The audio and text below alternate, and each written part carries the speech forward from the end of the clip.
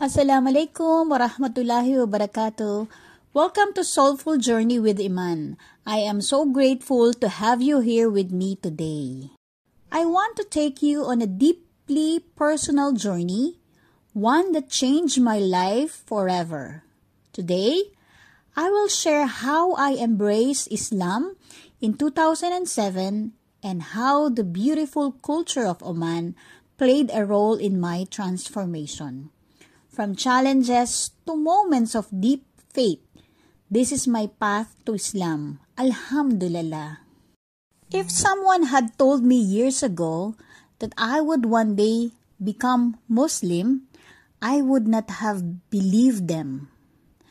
I had little knowledge of Islam, and like many, my understanding came from what I saw or heard from others. But life has a way of leading us to the truth when we least expect it, when our hearts are open. In 2007, I found myself at a crossroads. Life was heavy. My heart was restless.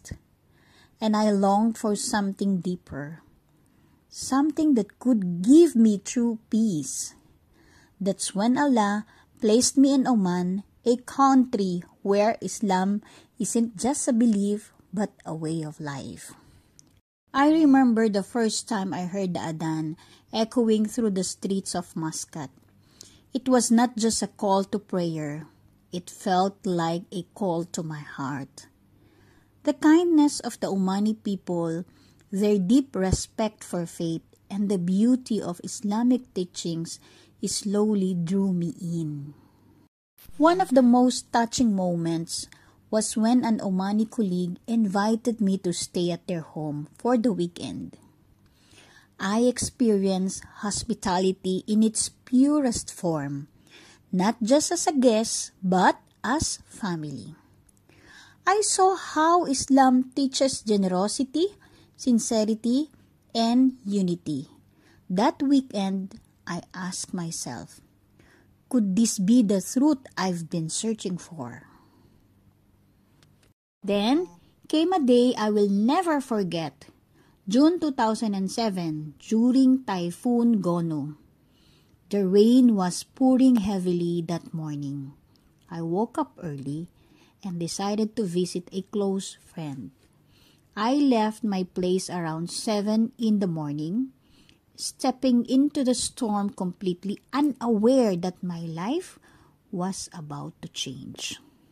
By the time I reached my friend's house, I was drenched. I knocked on her door, shivering, and as she opened it, something happened. Without thinking, I unknowingly uttered, "La ilaha illallah." I didn't realize what I had said, but my friend started crying. I asked her, "Why?" And she looked at me with so much emotion and said, "You just said your shahada." I was in shock. How could I have said it without even knowing its full meaning?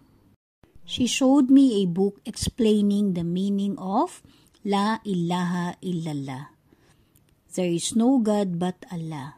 At that moment, it all made sense. The journey, the signs, the feelings in my heart, it was all leading me here. And I broke down in tears. Alhamdulillah, that was the day I embraced Islam. Islam is not just a destination. It's a journey. Every day, I learn something new, and my time in Oman continues to strengthen my faith. If you are searching for peace, I encourage you to seek knowledge, open your heart, and trust that Allah will guide you. If my story resonated with you, please like, comment, and share. And if you are new to Islam or have questions, I'm here to help. Just reach out. May Allah guide us all on the path of truth. Ameen.